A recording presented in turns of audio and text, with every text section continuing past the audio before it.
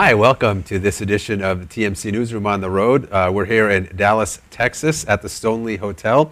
I'm talking with Iwatsu's Michael Marciani. Michael, thank you for joining me. You're welcome.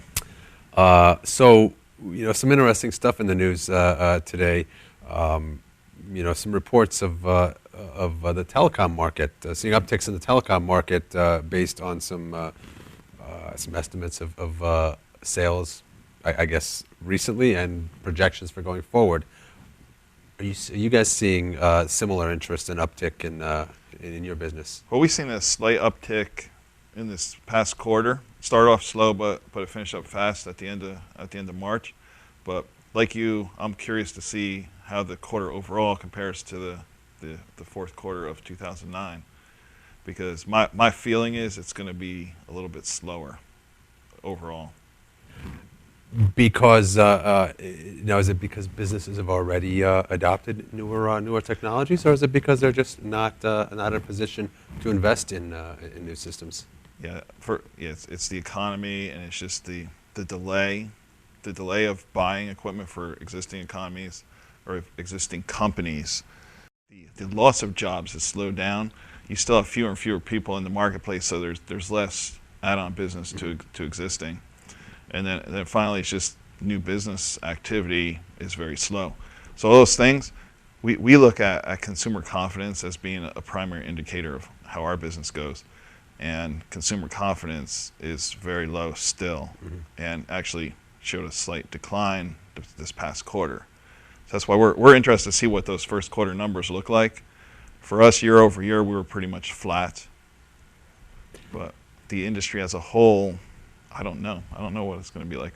So how do you combat that combination of a lack of consumer confidence and just still a somewhat stagnant economy? Yeah, what we're doing is aggressive marketing to our dealer base, trying to get people, what we say, off the fence, right? So there's a lot of proposal activity. One thing we do know is proposal activity is up. We track that almost in real time through our distribution channel with a software package we created.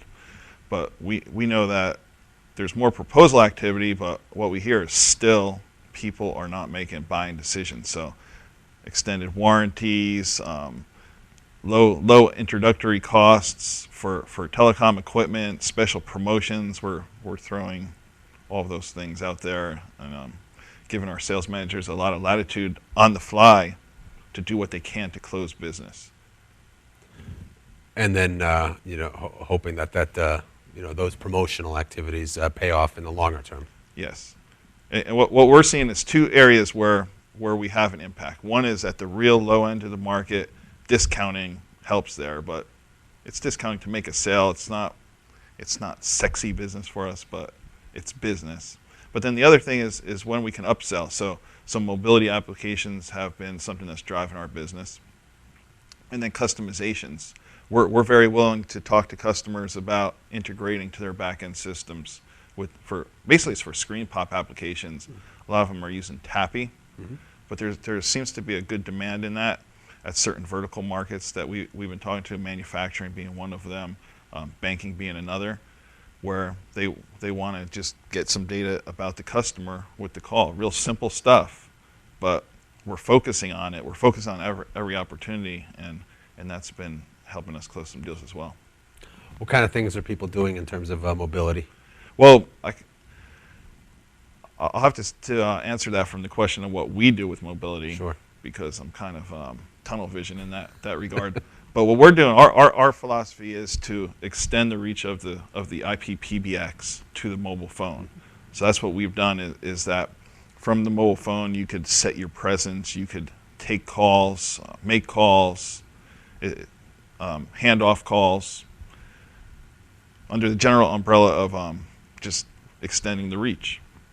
So we see a mobile phone as another extension off of the business telephone.